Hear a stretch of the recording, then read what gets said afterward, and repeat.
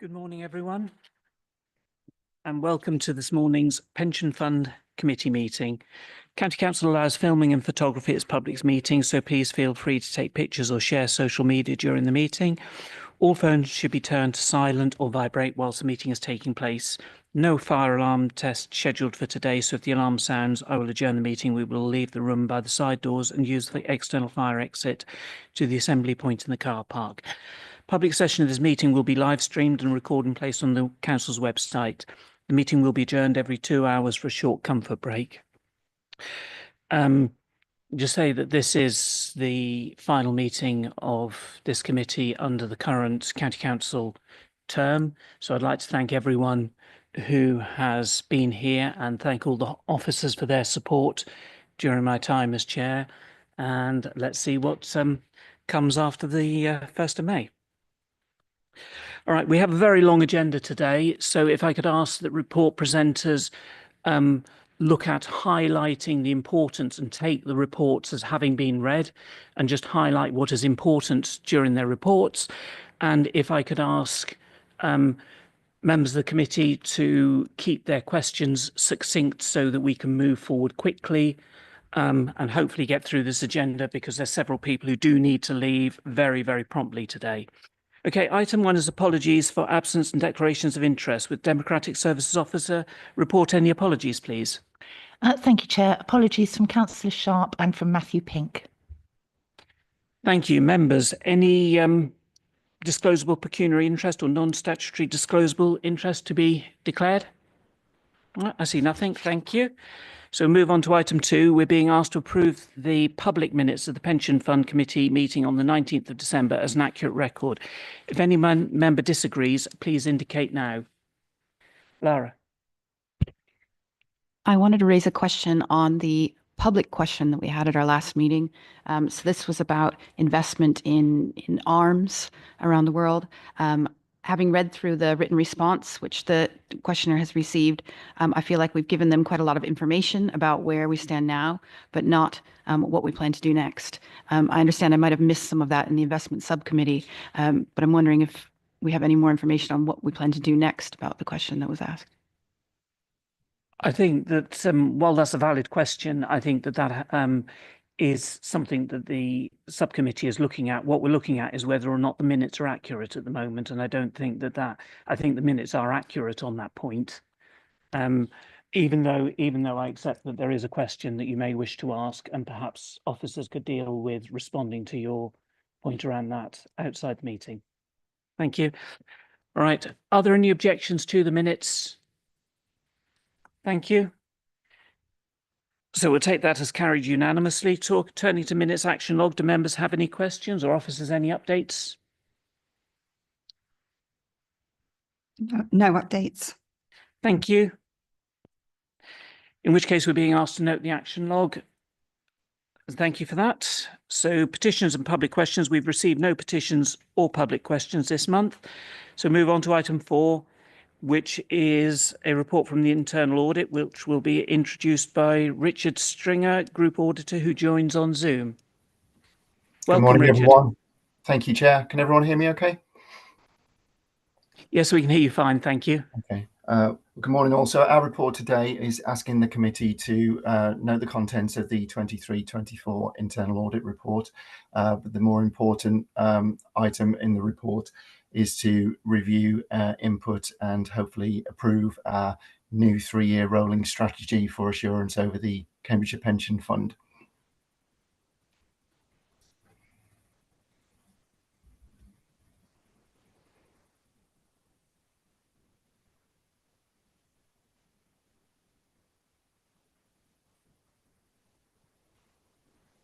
Thank you. Right, this report contains an exempt appendix. Members, do you have any questions? Do you have any points? Officers, do you have anything you want to add to what Richard has actually said?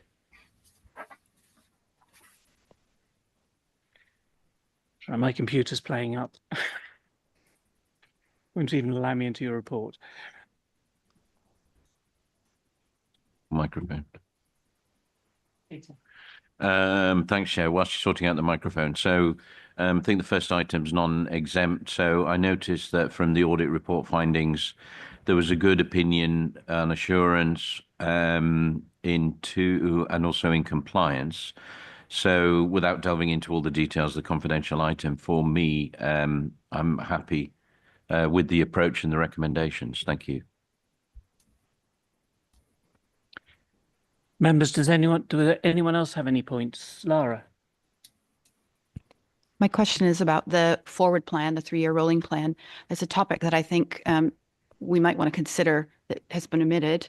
A few meetings ago, we had Mercer here who talked to us about the carbon trajectory, and we questioned some of the risks around how much of this is estimated versus actually measured and how much reliance we could put on that. I understand they came back to the investment subcommittee with a bit more detail, and we now know that quite a lot of that is not verified.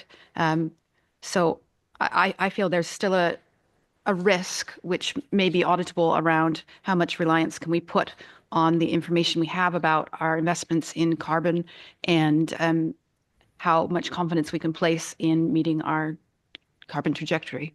I'm wondering what other members think about that topic. Is it an area you're asking whether or not internal audit should be looking at? Whether this, Richard, do you have any thoughts on that at all? I would say that the plan is designed to be flexible and adapt to any risks as they arise. So that's certainly something I could take back to the head of audit, and then she could liaise with the head of pensions to flex the plan to see if that is an audit that would be appropriate and valuable to committee. Thank you, Richard. I think it's a challenging one, and it's a challenging one in what is currently a challenging global environment in which the idea of carbon reduction is perhaps being pushed slightly backwards, which may make it almost impossible for us to think about. But thank you for that. Members, any other questions or points that you would like to raise on here?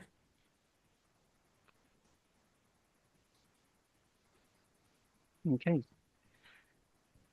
So we're being asked to note the internal audit work covering the period 2024-25 and review an input into the proposed 3-year internal audit strategy and plan. Richard, I'd like to thank you for the work that's been done by you and your colleagues on, so far. Members, are you happy to approve those recommendations? Thank you. And clearly, if you can just think about the point that Lara raised during that would be useful, and just liaise with the officers as to what we need to think about around that, and perhaps that can be thought about in the future. Thank you very much, Richard. Thank you, committee. Thank you, Chair. So item 5 is the administration report, which will be introduced by the governance specialist. Madalena. Yes, thank you, Chair. I will just go through the main points of the report. So in regards to the service KPIs, 9 out of the 21 KPIs were not met for the 3 months reporting period. That is between the 1st of October to the 31st of December 2024. I think it's important to highlight here that where KPIs are amber, as shown in Appendix 1, the impact on the members is minimal, as the KPI targets were only missed by a few percentages. For context, that relates to around 5 to 10 cases each month per KPI.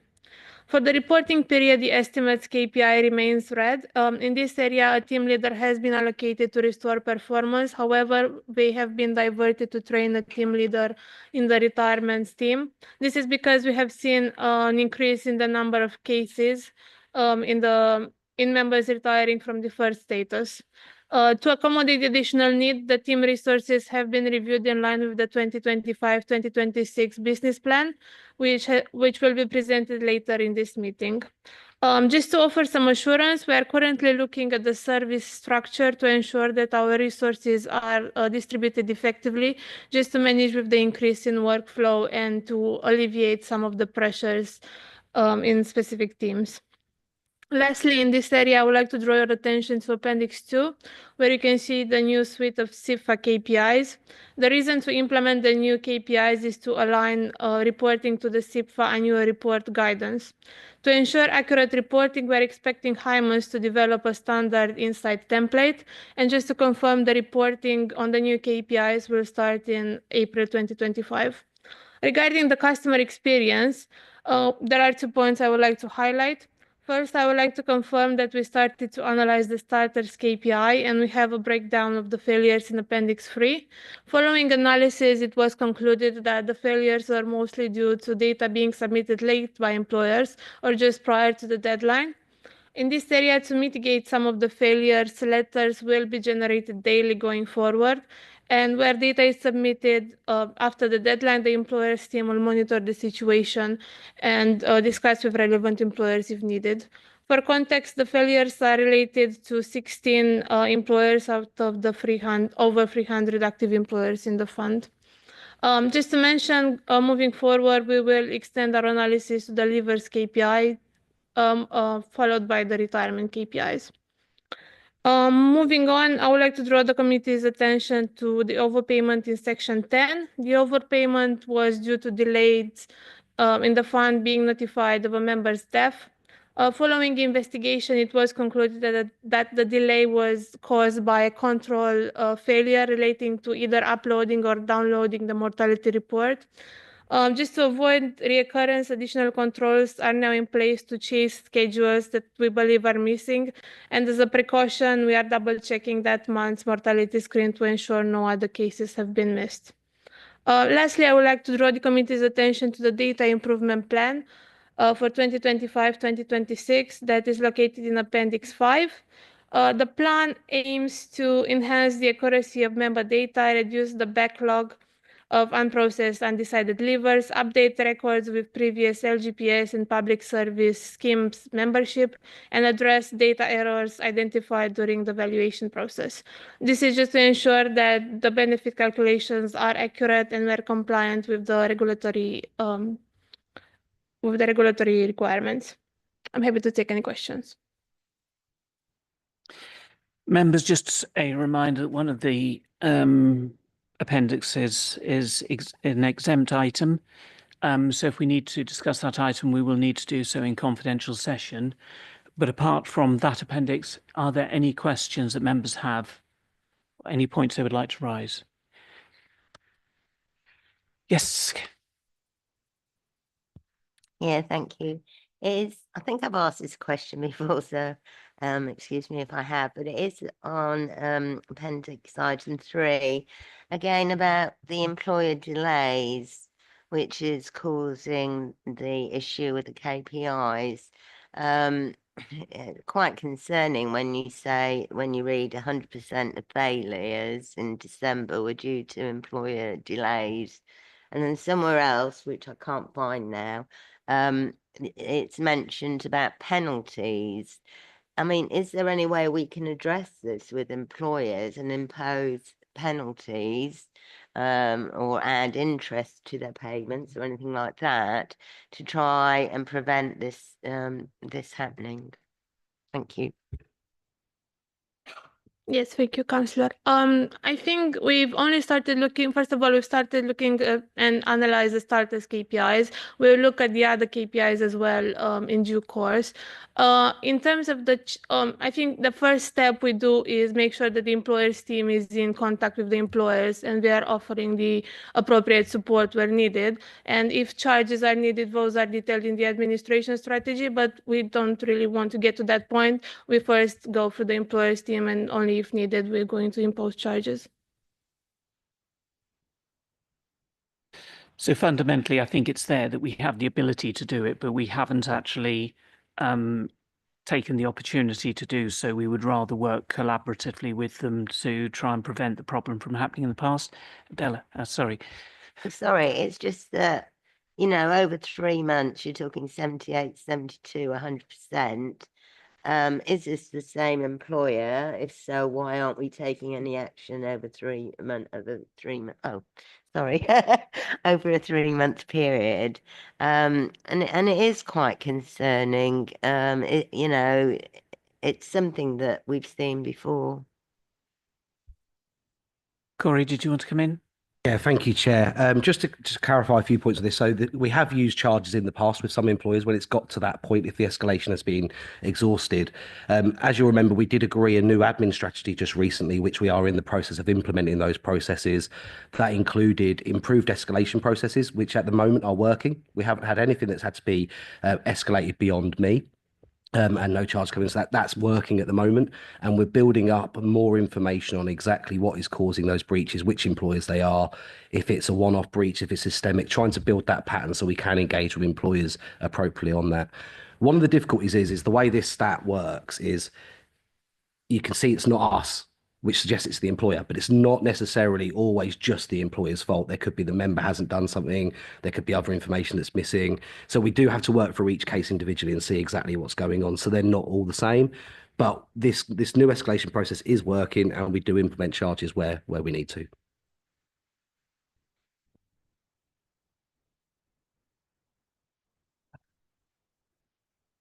Thank you, Chair. Madalena, my question is about one of the indicators in Appendix 1, the one that's red, about providing one estimate of benefits per year. So we haven't met the target during the 3 months in the quarter that you're reporting on. If I remember correctly, we haven't met it for several quarters. There's always a very good reason why, usually around resourcing, why the team finds that a difficult target. I'm wondering if we've reached the point now where we know, even with I think you called it allocating resources differently, we just don't have enough resource in order to meet that red KPI going forward in the future. Have you thought about that?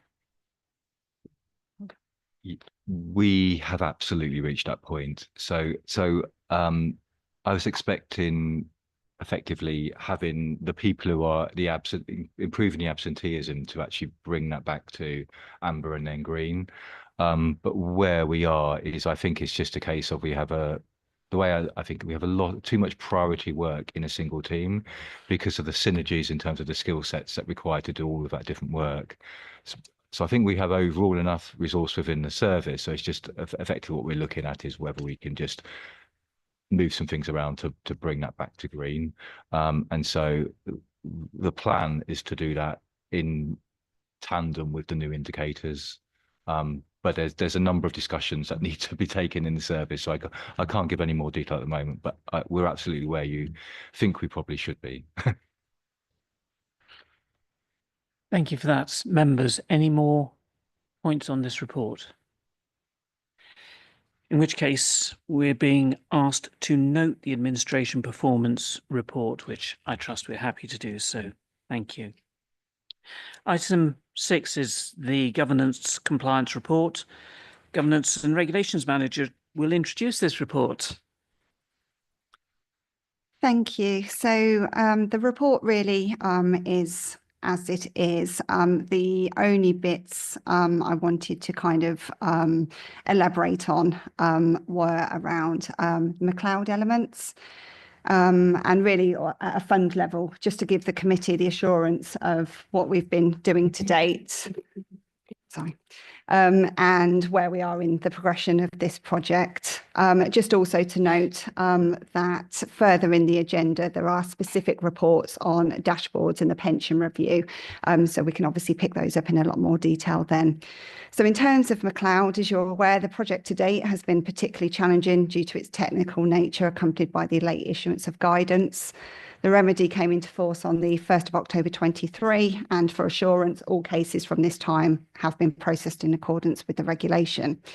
It's the remedial work where it's been challenging, and work has been ongoing to gather information on unaggregated intra-fund service and missing public sector unaggregated membership, both which now are going through a verification process. And we're doing that with the previous funds and schemes that have been identified through both of those exercises. Some of the system errors associated with the project. So these are now nearing resolution, which is a really good piece of work that's been going on there. Just a very small number left to resolve. And once this is completed, the records, it will then show which members have a guaranteed amount and which ones we need to look to be rectifying. It must be stressed at this point, though, that although we'll have the list of what we believe that picture looks like, there will be extra due diligence checks when we go through these records, just to make sure the information is correct and the guarantee actually does apply.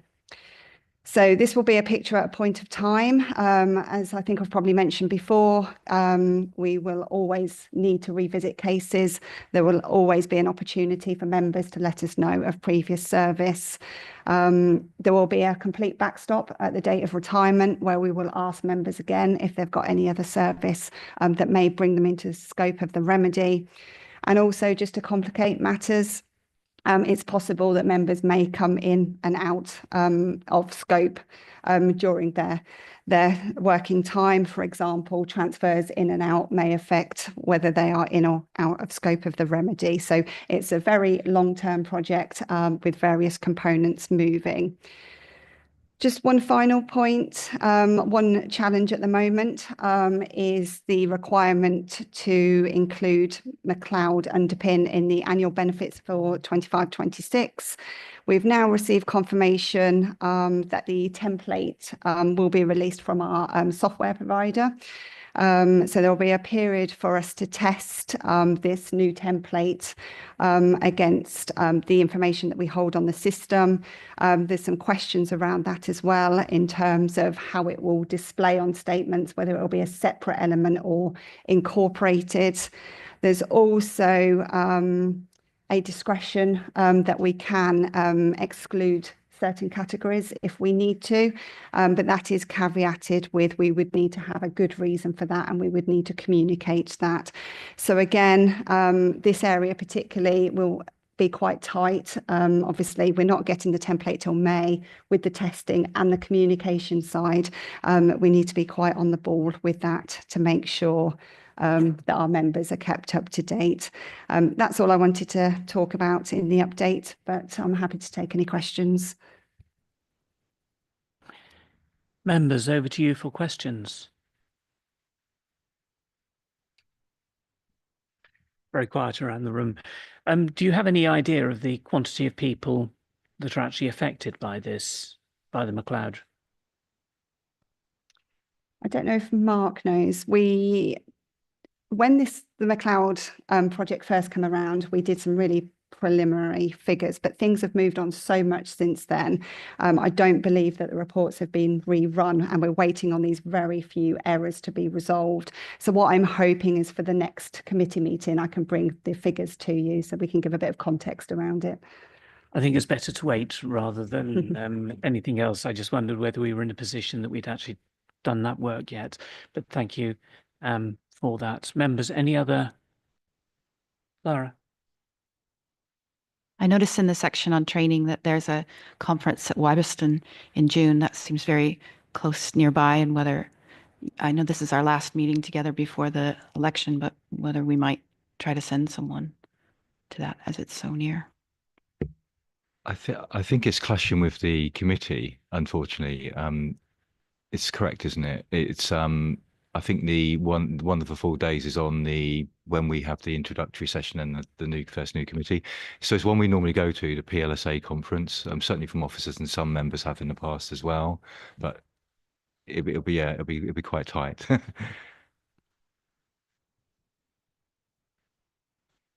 Okay, members, anything else?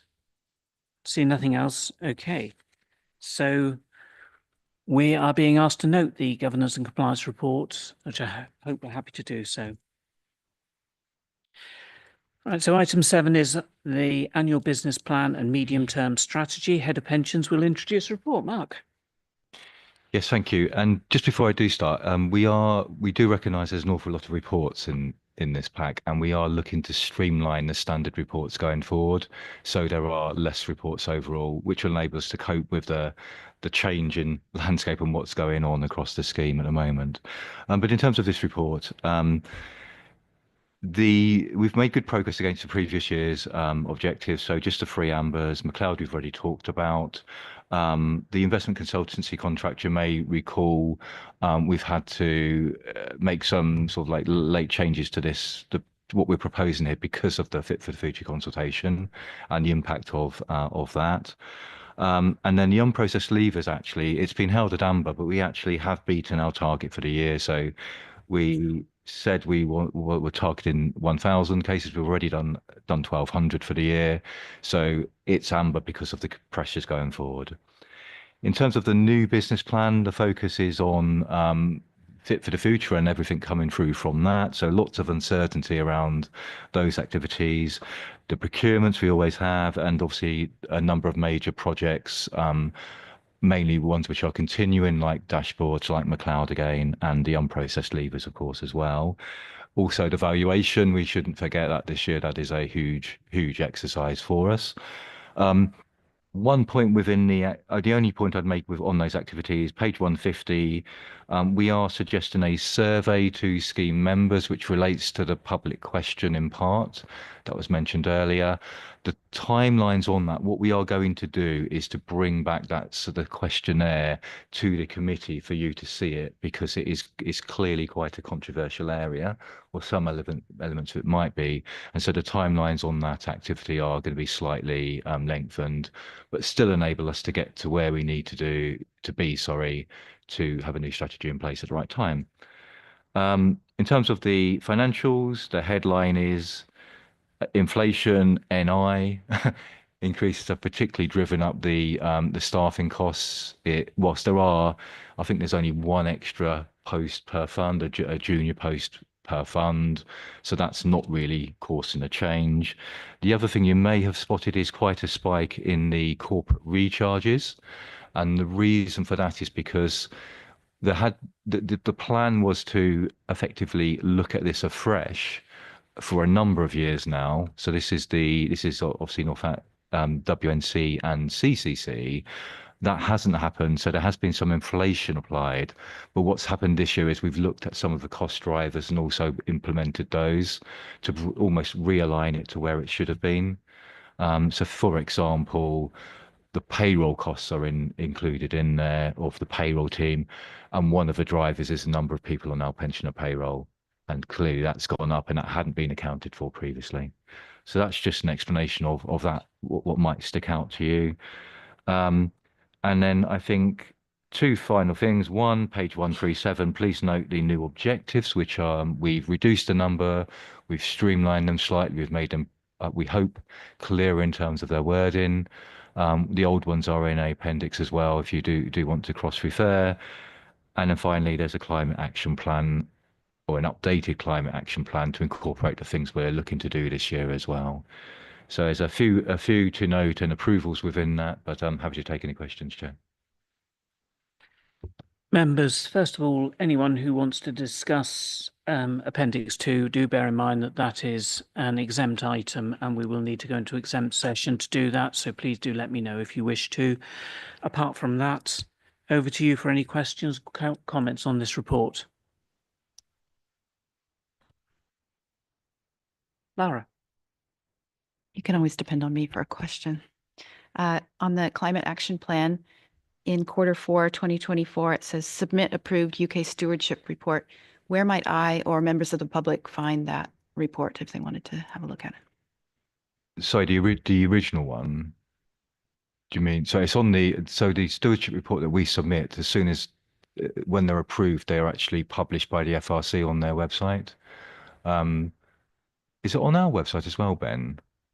Yeah, there should be a link to it on our website as well. But I can also send it round outside of this meeting if you like. Thank you, Ben. I think that's good. Howard. So in terms of costs outlined in the budget, are there any benchmarks to show how those costs compares to other funds, just to get an idea of value for money? We do participate in the SIP for Benchmarking Club each year.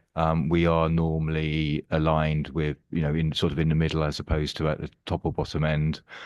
We will continue that issue. So that would be, we can remind you of what it was last time. So we can circulate that around to members. And then of course, once we've done it again, we'll obviously let you know where we are. Members, any other questions on here? Yeah. No, just one comment, Chair. Looking at the total management expenses, you know, as Mark has mentioned, and the assumptions further down, you know, they don't seem unreasonable, but I think this is naturally something we should keep an eye on, and I'm sure it'll come back to the committee at some stage, particularly around total admin expenses. But I don't, you know, looking at the breakdown of the admin expenses below, I don't think there are any showstoppers in there at the moment. Thanks. Thank you. Anything else to add on that point? Only that we do bring back the update. So each quarter we do update you on where we are. The ones truly in our control are the admin. The investment clearly are difficult to control because they're based on AUM, etc.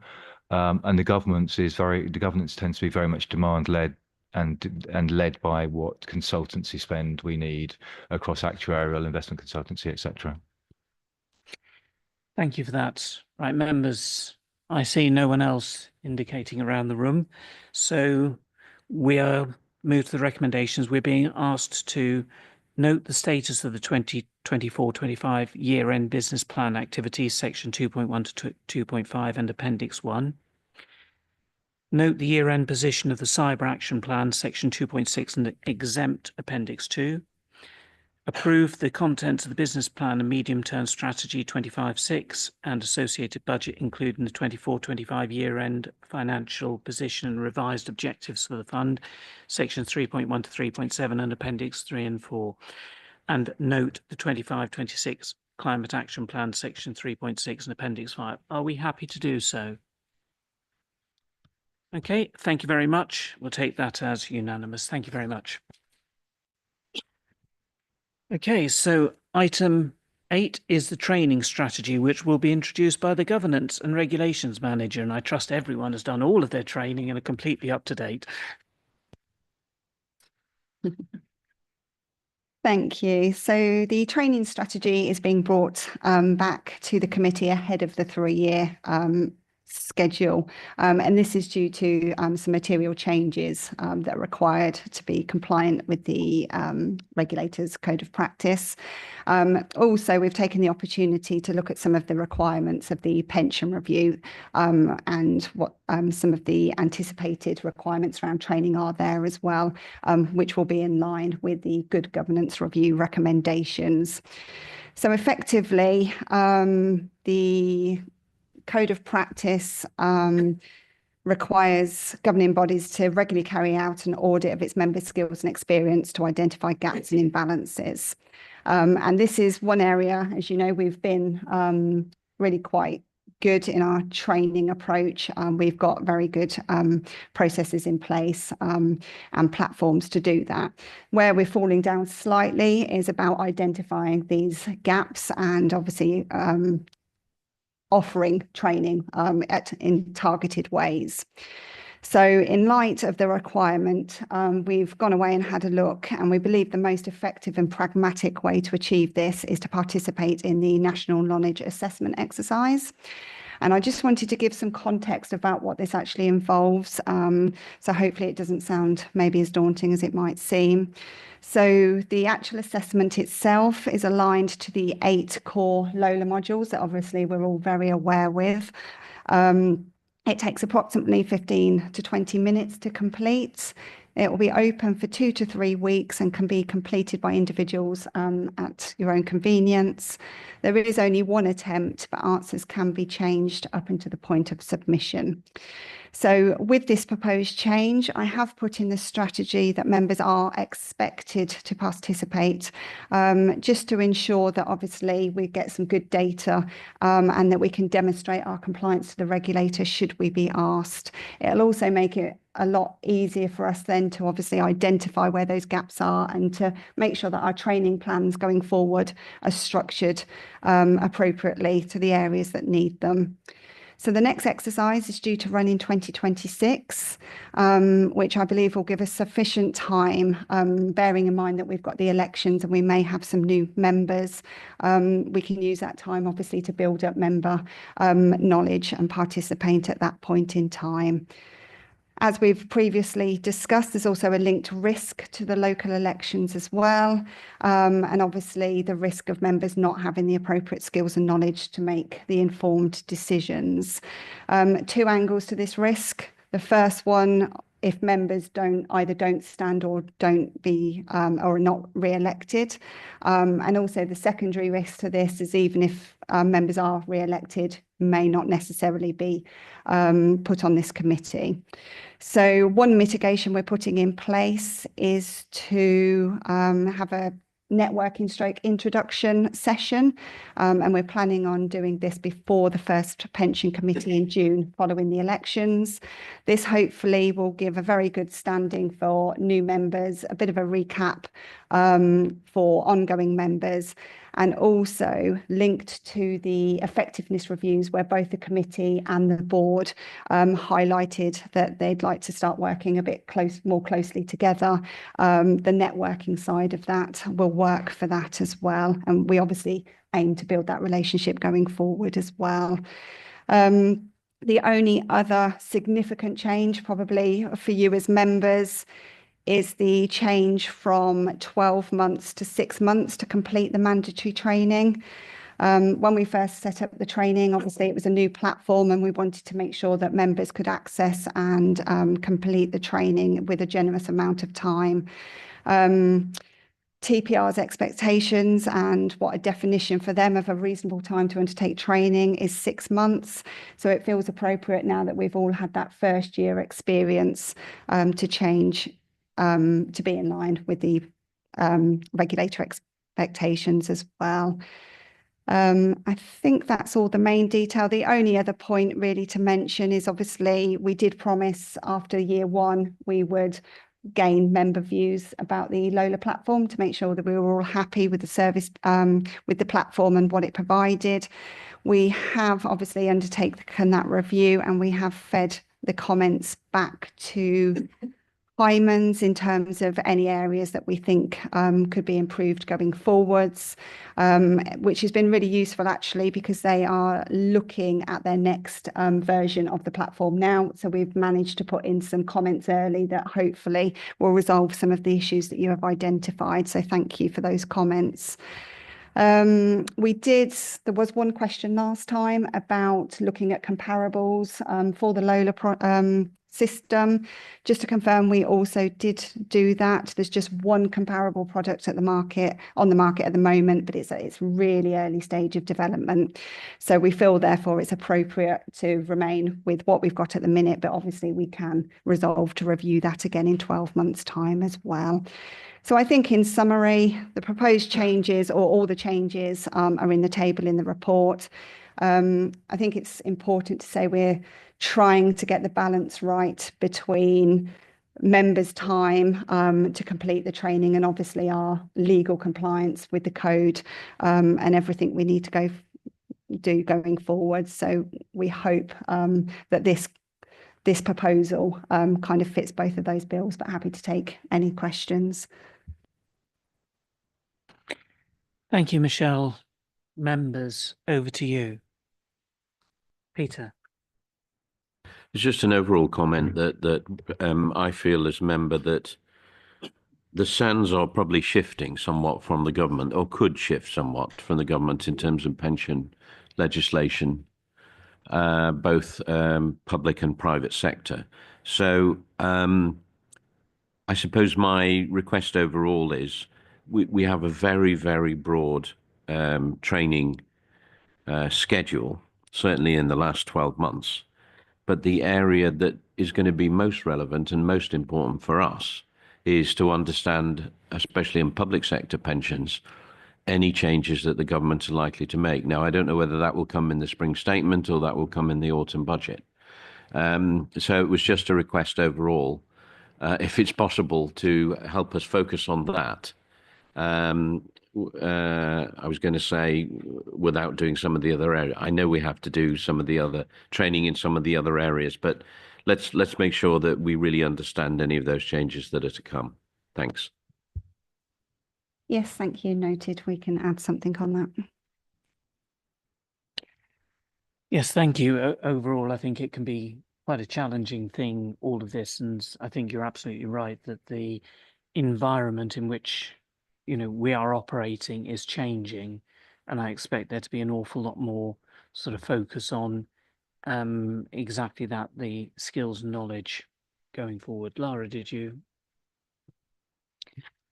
Some of us will still be here after the 1st of May, so I'm wondering if you could tell us the dates of that intro meeting you're planning and also the date of the first committee meeting.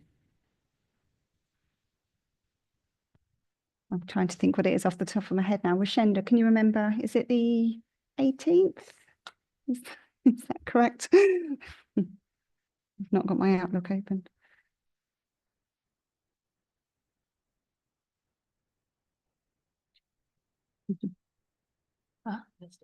But it will be so the intention will be, it will be the introductory session for a couple of hours in the morning and then a break and then the pension committee thereafter.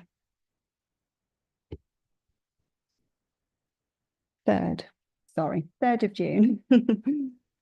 Okay, Liz. Yeah, just a question. Is there any change in the requirement to retrain? Because I think that was within 2 years.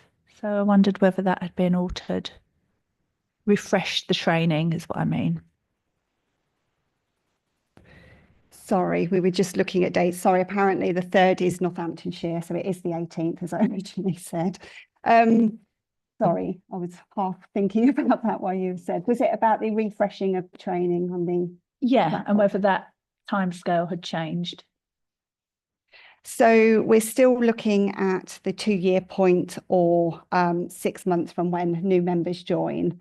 So one of the challenges is going to be with this is keeping track, actually, because after the elections, everybody's going to be on a unique kind of refresh point. But it is still going to be the case. Well, actually, it'll be reduced. So the 6 months for new members and the 2 years will still apply, but obviously with a 6-month deadline. And I know Hyman are looking at refreshing their modules as part of the new release of the platform as well. So there should be up-to-date and newer content on there as well.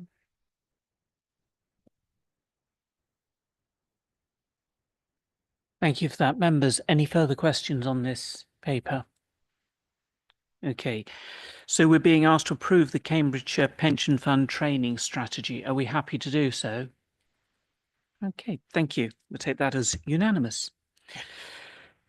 Right, item 9 is communication strategy and plan.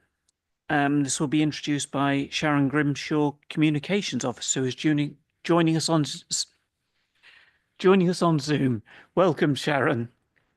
Thank you, Chair. Can I just check that everybody can hear me first of all? Yes, I can hear you fine. Thank you very much. Great. Okay, thank you. So the communications strategy was last updated 2 years ago. But we review it every year. And this year we decided that there were some material changes to take back to committee. One of these was the pensions regular general principles for member communications. We felt that the strategy should reflect these. A lot of what we were actually doing these anyway, but we wanted to reflect the actual the principles within the strategy. The principles state that communication should be clear and concise, and we're using tools like the Hemingway editor and Copilot to help us with this. It also states that you need to be regularly reviewing the communications, and we're doing surveys on our website to find out what people think of our communications. And also that we use various different communication methods. So, for example, we give members printed communications if that's their preference. And we also make online content that's compatible with screen readers. We also wanted to reflect the fact that for new projects and policies, or whether we're updating existing ones, that we're using equality impact assessments, and that's part of our processes. We also added a new section on statutory communications to reflect that our annual benefit statements, that we need to issue those no later than the 31st of August. And if there's a material change to scheme information, we need to update members within 3 months. We added a new section on AI, and basically it reflects the fact that we're keen to get the benefits from AI, but also recognise that human interaction is still necessary to sense check this. And whilst we were adding these new policies and sections to the communication strategy, we obviously had the opportunity to update our figures on members' records and employers, and also added a section where we were comparing our online pension account take-up with other pension funds. In terms of the communications plan, we've got a lot of key projects this year, some of which have already been touched on, like McLeod. Pensions dashboard I notice is later on in the agenda.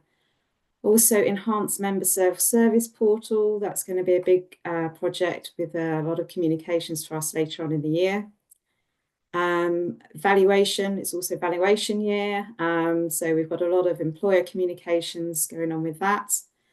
And as I mentioned before, customer satisfaction review of the new website, as well as doing all the normal statutory communications, cyclical newsletters, surveys, and employer training.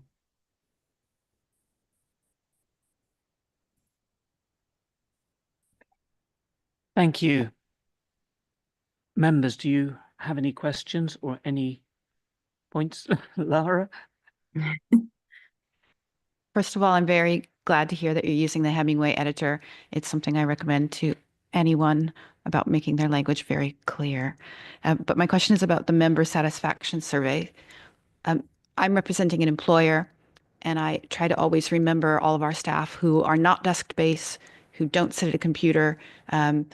How are there ways that the employers could be advertising this survey in employer spaces so those employees know this is happening?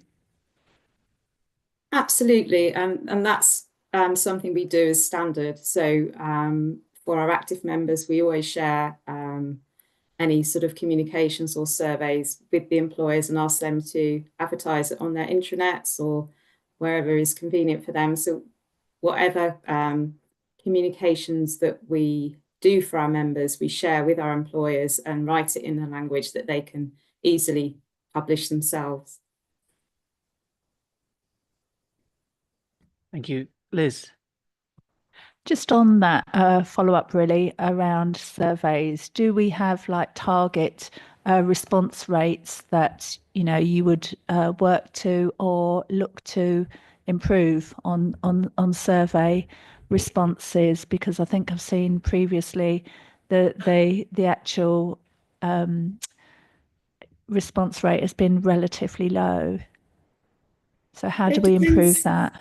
Yeah, it depends what we're surveying. I understand sometimes like consultations can be quite low, but certainly when we were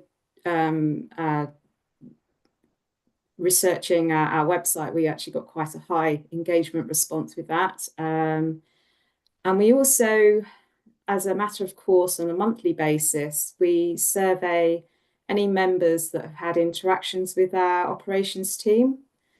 And we do get quite a healthy response rate with that. And we it's only like a couple of questions. It's basically rating their experience and then basically giving an explanation as to why they gave that rating.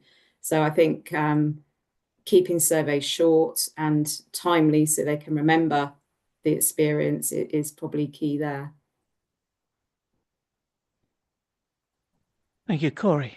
Yeah, sorry, if I could just add one thing on there. A year or so ago, we did look at our engagement rates that we were getting on our communications in general, not necessarily just the surveys, and compared that to the national average of expected engagement rates. And we were actually above the average on what you would expect, which was really positive.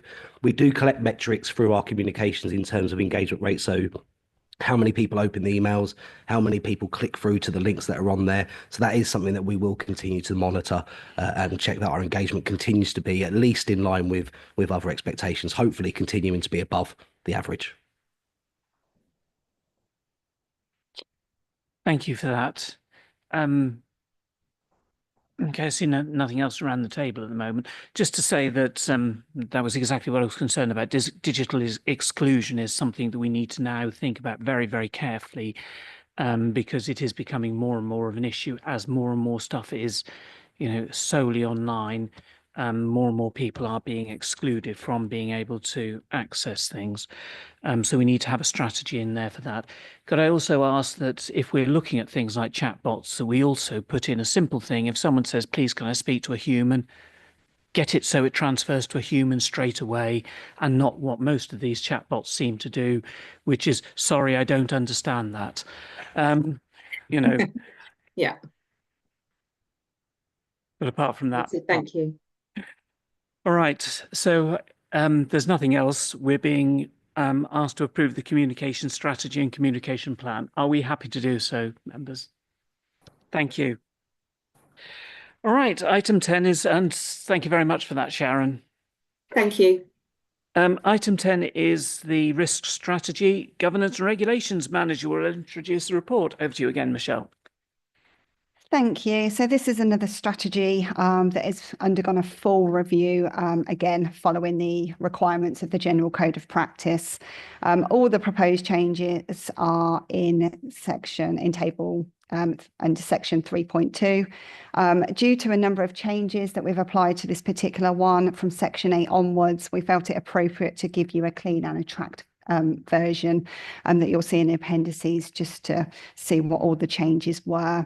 But the key points really of the update to these strategies is the Pension Committee effectively should be seeing the risk register now at every meeting for adequate oversight. As you're aware, we had been operating where the local pension board had been reviewing at every meeting, and you as a committee had been reviewing twice a year. So that will be a change going forward. The roles and responsibilities section has been added just to show a clear separation of duties between officers, the committee and the board, which is a theme that we are seeing across several areas of the industry as well. One other update is around the treatment of risks that we don't currently have in our risk register. So going forward, we will be looking to add how we want to treat those risks between the termination, reduction, tolerance and transfer of those risks. And these suggestions have been included in the new risk register template, which you'll find in the appendix.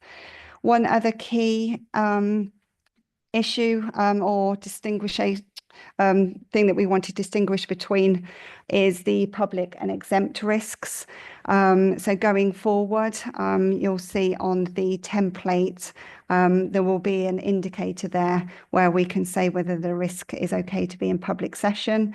And for the purpose of transparency, most of our risks will be in the public session, which is a change from obviously at the moment it all having to be in exempt session. So that will be a positive move for transparency going forward.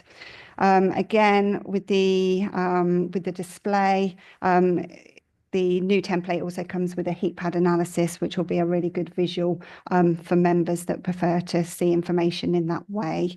And just really for assurance, we will be retaining the risk dashboard and the risk assurance tables, as these we appreciate are easier for the committee to focus on the highest risk facing the fund.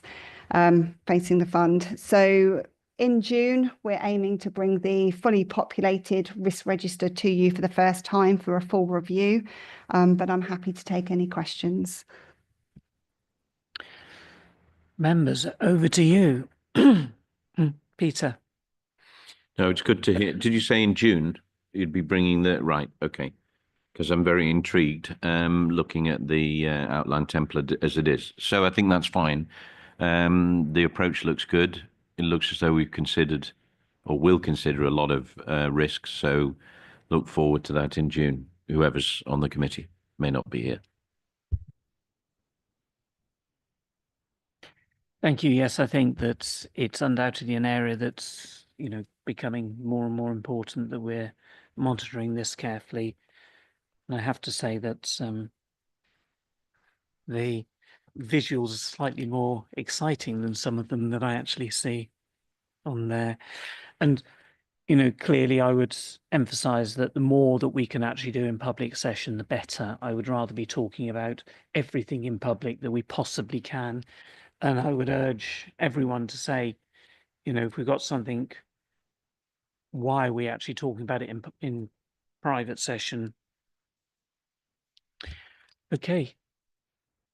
So if we've got no other questions around the table, no other comments, then we are being asked to approve the risk strategy and note the new risk register format to be used from the 1st of April 2025. Members, are you happy to do that? Thank you. I think that's unanimous. It moves us on to item 11 then, which is the payment of employee contributions policy. The Funding and Investment Manager will present the report. So over to you, Ben. Thank you very much, Chair. Yes, you'll have noticed that there's a few strategies and policies coming back off the back of the General Code of Practice changes. So this is another one, I'm afraid. So this had its last review 12 months ago. We've obviously reviewed again. It mostly remains unchanged. Details of the minor changes are in section 3.1, which is page 242. Really, those are slight legal requirements that need to be included within it, and reflecting some examples that were requested from the Code of Practice, and then also updating details of those admin fees and the escalation log, which came up earlier as part of the discussion.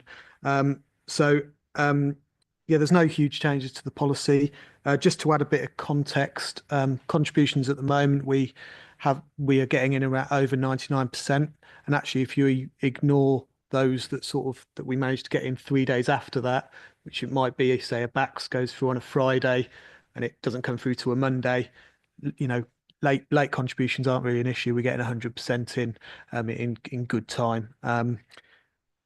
As well, alongside those contributions, the actual payment coming in, another thing we need to get is the breakdown of that payment, and we get those through an online portal. And again, we're over 99% on those. Within the year, we're getting in 100%. Sometimes we need to follow up if there's a slight change or maybe a code's been provided slightly wrong. Yeah, the context is that there's a good process here that works, and we've got a lot of control around it. But happy to take any questions or comments. Members, questions or comments on this? I think it's relatively straightforward changes, isn't it, here? And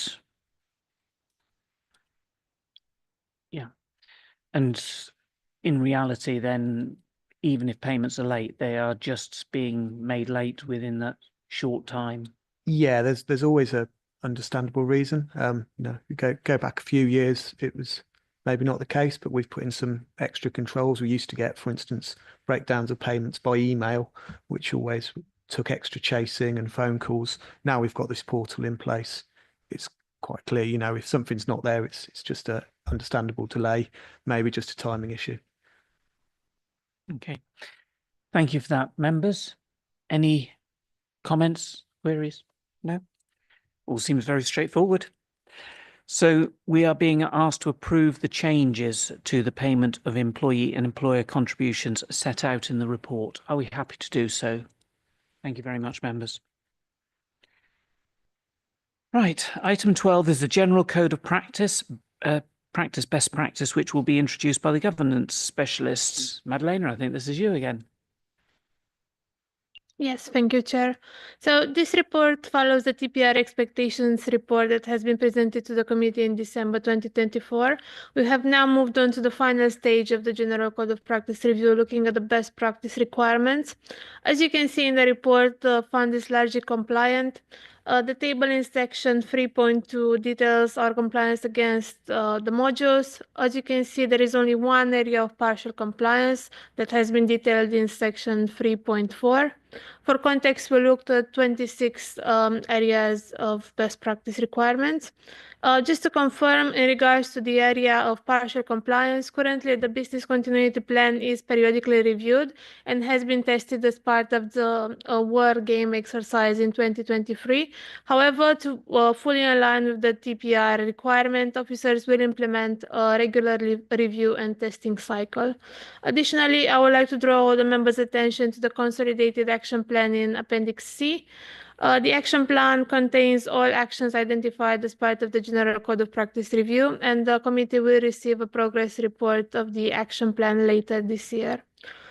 Just to mention as well, moving forward, the officers will complete an annual assessment to make sure that the fund remains fully compliant with the code.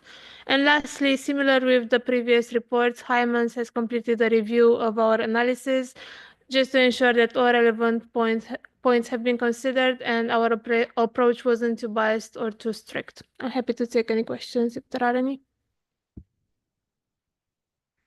Members, questions? Very quiet around here. Sorry, it's all right. Finding anything.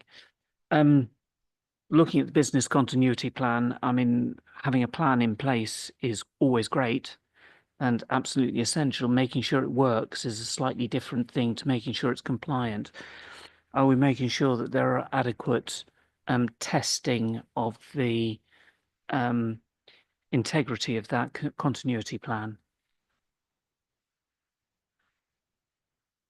Yes, thank you. As I said, we've last tested it in 2023, but moving forward, we will implement a plan just to make sure it is tested regularly. I'm not sure if Michelle knows how often we're going to test.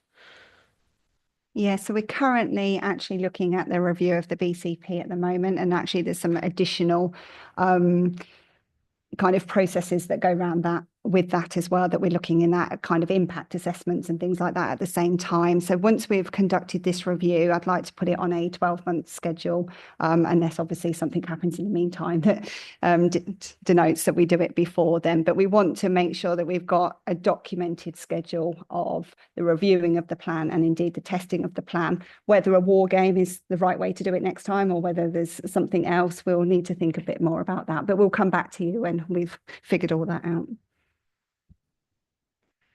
Thank you for that, because obviously the environment is changing quite dramatically. We mentioned AI earlier, but AI enables coordinated attacks to happen in a much bigger way, which may actually lead to denial of service. Members, any other points to be raised? I'm seeing nothing around the room, in which case we're being asked to note best practice compliance check and against the General Code of Practice, sorry. Happy to do so. Thank you. Okay, so we will move on to item 13, which is the final statement of accounts 2023-24, which will be introduced by the Investments and Fund Accounting Manager. And we're also joined by Asim Iqbal from the External Auditor. Welcome. Thank you, Chair. Okay, over to you, Ben, and Asim then. Thanks very much. I won't take up too much of your time because Asim is here to present the audit findings report and has sat patiently at the back, so I won't waste any more of his time. The annual report has previously been signed off by yourselves, Pension Committee, before Christmas. The statement of accounts has now been signed off by the Audit Committee in January. The last time you saw the statement of accounts was in draft format. There's been no major changes to the draft to the final. We're happy to say that following the close down, and again, I don't want to steal headlines from Asim, but it's clear of material misstatement. There's no unadjusted items. So really it's a clean audit that we're happy to present, but I'll pass over to Asim rather than say what he's about to say anyway. Thank you, Ben. Good morning, everyone. I'm Asim from KPMG, and in terms of Cambridgeshire Pension Fund, is the first year we are being appointed by public sector audit appointments, and basically the contract is for next 5 years in terms of the external audit of the fund. Luckily, this is like with Ben and Mark, I worked like 10 years ago when I was part of the Northampton pension fund team. So kind of building the relationship with the management was kind of easier. So firstly, I would like to thank you, Ben, and the team, Mark, just being very helpful throughout the audit process. And again, I think first year is always kind of difficult building that relationship with the team. So thank you again for all your help and support throughout the audit. In terms of the audit, as Ben said, we have issued a clean opinion on the consolidated county and the pension fund accounts. One of the things that we need to do is we need to issue a kind of consistency opinion, which obviously Ben said now we have the final version of the annual report. So the plan is by end of March, we will issue that consistency opinion on the annual report for the pension fund as well. In terms of the overall audit, as I said, I'll take the report as read, but I will summarize in terms of the work that we have done, and then I'm happy to take any questions. In terms of if I go to the page 4 of the report that summarized our key findings, you can see there were 2 areas of significant risk. One was obviously around the management override of controls, and that's basically by virtue of accounting standards we have to look into the whole financial reporting system and all the journals posted by the management, because they are in a unique position to have that kind of overarching impact on the financial reporting. So that's by virtue of the accounting standards, we need to look into it.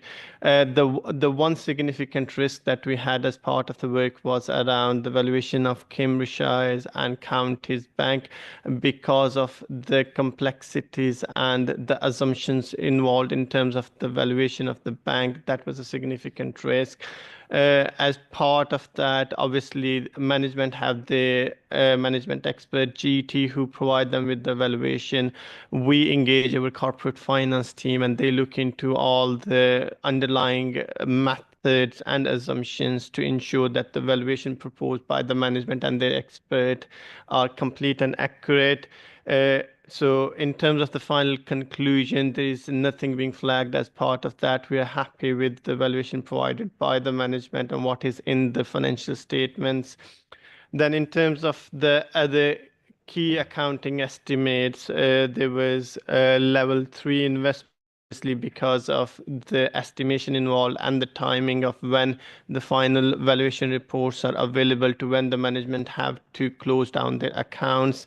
Obviously, as part of that, management have updated for any latest available valuation report that they have received before the sign off. So that's why we have adjusted audit difference, because at the time when they issued their draft accounts, some of those valuation reports were at 31st of December, whereas when we were kind of completed the audit work, we have the 31st of March valuation reports available. So we worked with the management and they updated the numbers in the final signed accounts.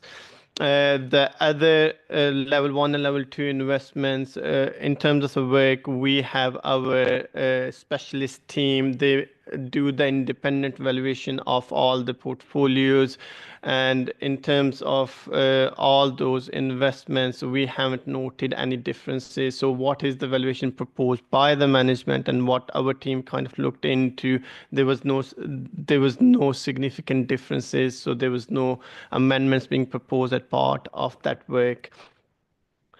Then in terms of the other 2 areas that we look into, one is obviously contribution being the main source of funding coming into the fund.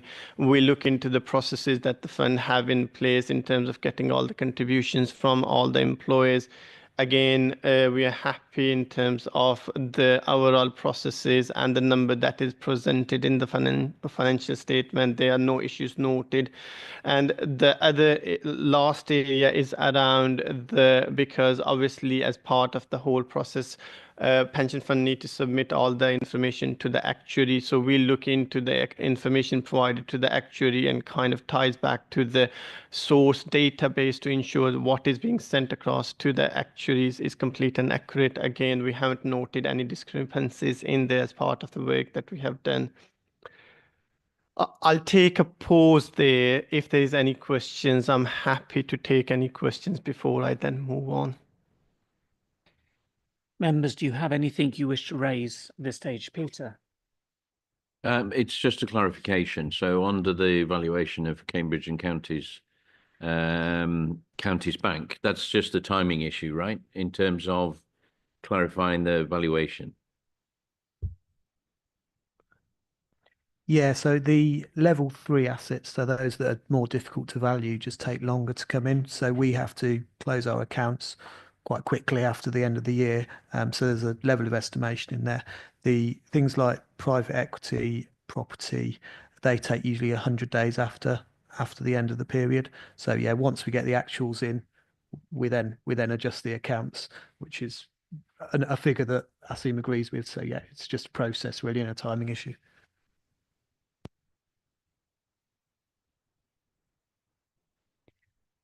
What is the timeline of the fund revaluation and then the external audit, the fund revaluation?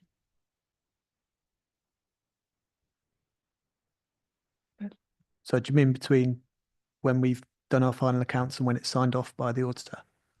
Yeah, well, it's been slightly longer this year because of the backstop. See the chair smiling because I know you're on the audit committee, so you've seen these accounts many times. But yeah, it's been slightly delayed this year. Again, as Asim says, it's the first year, so there's things that maybe in the second year and third year they've already got assurance on that's a lot quicker. They can speed up, but that first year and the backstop due to the local authorities' accounts as well has delayed things slightly. I actually meant the fund revaluation that we're So undertaking you in the coming mean the year. funding valuation, the triennial valuation that's happened? Yeah, that we only do every 3 years, I think. Yeah. That's what I'm thinking. Right, so in terms of, obviously, we've got the actuarial valuation, that's what you're talking about, and how that relates to, because obviously that is triannually, that happens, and it still takes time to go through. So you, not going to put words into his mouth, but obviously they take account of that, but that valuation may change during the course, you know, of the 3 years that is valid for. And I presume they have to take into account any external factors which may affect that, but that would affect the whole industry. So that's a wider thing on there. Yeah, and sorry, happy to kind of elaborate a bit more on that one.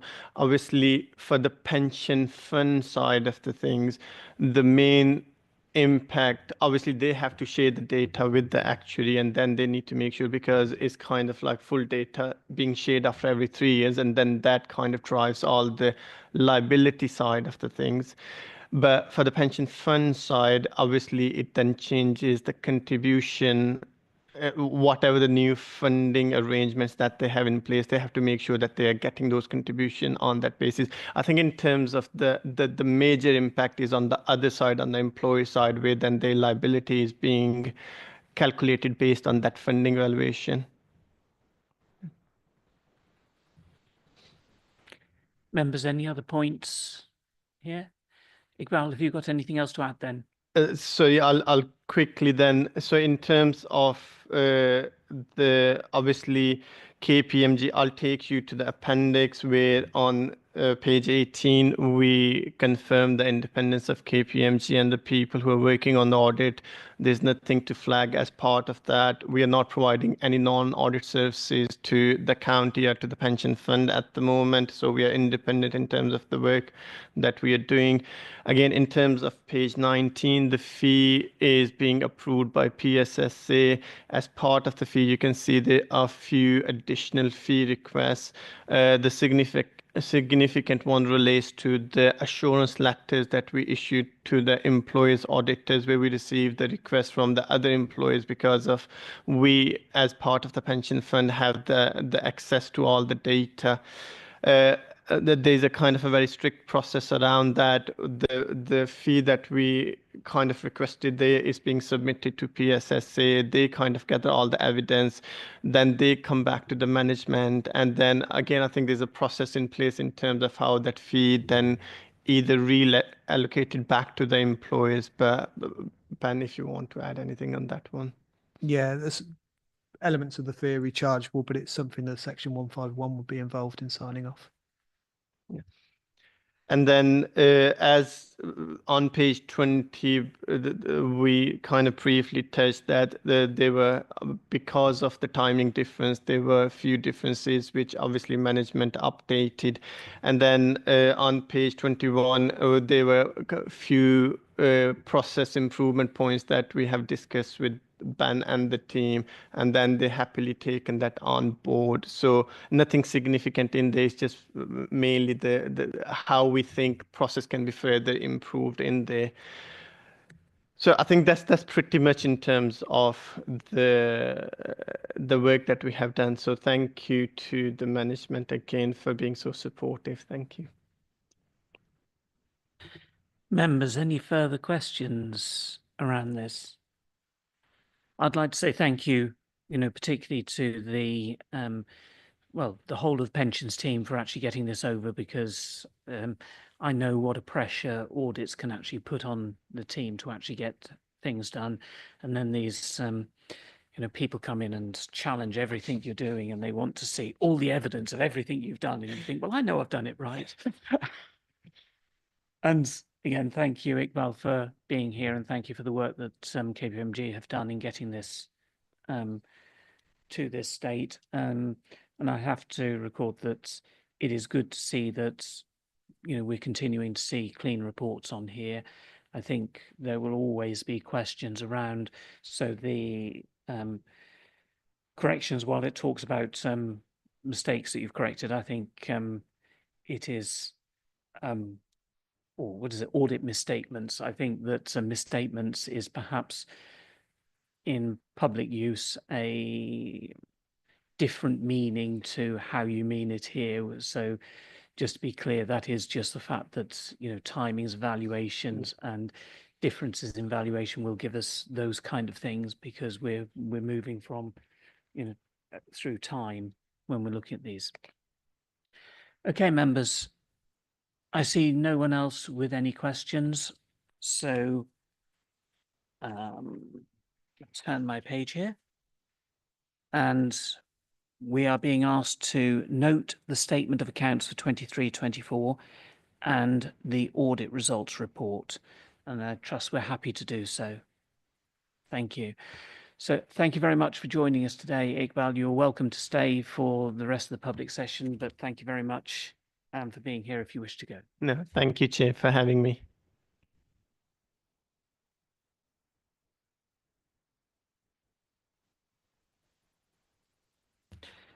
So move to item 14, which is the pensions dashboard update, which will be presented by Head of Pensions. Over to you, Mark.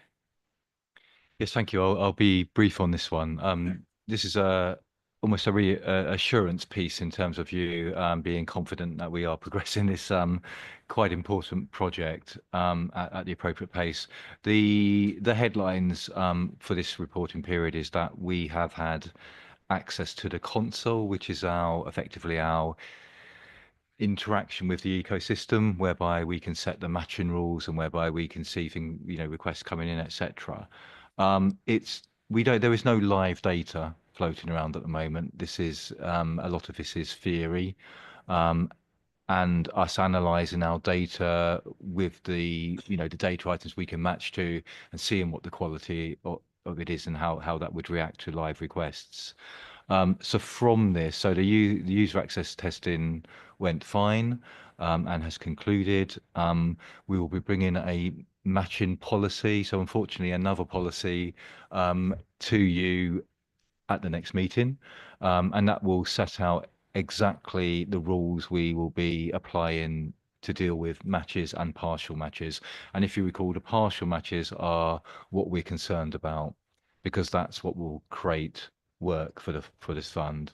The data, so the data work is important, but the data work is holistic. So when we correct things for things like McLeod, it also improves the dashboard. When we complete unprocessed levers, it improves the data quality for dashboards. So it's all linked together. And then finally, the area we're particularly concentrating on right now are AVCs. We have 2 providers in the Cambridgeshire Fund. Both of them are going to be sending information to us, so we can send it to the ecosystem. So that's how we want it. So that's fantastic. But there are a host of issues at the program level. So this is not a local issue regarding things like illustration dates and alignment of those. So lots going on, all going to plan at the moment. So we'll continue to provide updates quarterly. Thank you. Members, questions, comments? Okay, I have to say that these kind of things, they always sound very simple. They sound like a good idea, being able to get access to all of your data, but actually when you get down to the detail, it really is a complicated area, and the complexity of making sure that everything links together accurately really is quite a challenge. So thank you there. Members, any other comments? No? Okay. In which case we are being asked to note the content of the report, which I hope we're happy to do. So thank you. Right, in which case we'll move on to item 15, which is employer admissions and cessations reports, will be introduced by the employer services manager. Corey, over to you. Thank you, Chair. Yes, a nice short report here. I'll just pull out the headlines for you. You'll see that there are a number of admissions and cessations which are pretty straightforward this time around. They're pass-through agreements, so there's no additional risk to the fund with those exits and entries. There was one cessation of a parish council that had a surplus, so I have to undertake an exit credit determination on that. I'm in the process of doing that at the moment for that particular employer. What I really wanted to focus on and draw attention to and take any questions on is the 3 exit credit determinations we've made. You can see there that we've certified nil exit credit in 2 cases and a payment of 34k exit credit in one of the other cases. So hopefully that identifies that the process we're working through is comprehensive and does come out with separate results for different employers depending on the circumstances. Happy to take any questions. Members, any questions on this report? I think it's fairly straightforward, and as you say, even the complicated ones are fairly straightforward. Okay. Unless you wish me to, I'm not going to read out all of the recommendation here, but refer you to the recommendations in the report, which are on page 343, and ask, are you happy to approve all of those recommendations on there? Yes, thank you. Makes it an awful lot easier. Right, that brings us on to item 16, which is the committee agenda plan. Are there any questions or comments from committee members or any updates at all? No, another nice quiet one. Sorry, just 2 comments on the agenda plan. One, obviously, now that the business plan's been approved, we are looking to populate for the rest of the financial year. So at the next meeting, that'll be fully populated. And just linking into Mark's comment earlier, when we were talking about the streamlining of the reports, we'll obviously have a look to streamline as much as we can. Obviously, it's unprecedented times in the amount of things coming through at the moment. So we'll definitely have a look at that for you as well. Thank you for clarifying that point. Okay. So the remaining agenda items are exempt from publication, so the subcommittee will need to decide whether to exclude the public and press from the remainder of the meeting while these are discussed. This exclusion would be on the grounds that the reports contain exempt information under paragraph 3 of part 1 of Schedule 12A of the Local Government Act 1972 as amended, and that it would not be in the public interest for this information to be disclosed. That is information related to financial or business affairs of any particular person, including the authority holding the information. Does anyone object to moving into private section? No, I see no objection to that. So thank you very much. As the committee has resolved to move into private session, we will now close the public session of this meeting and the live stream will end shortly. And thank you to anyone who has been watching.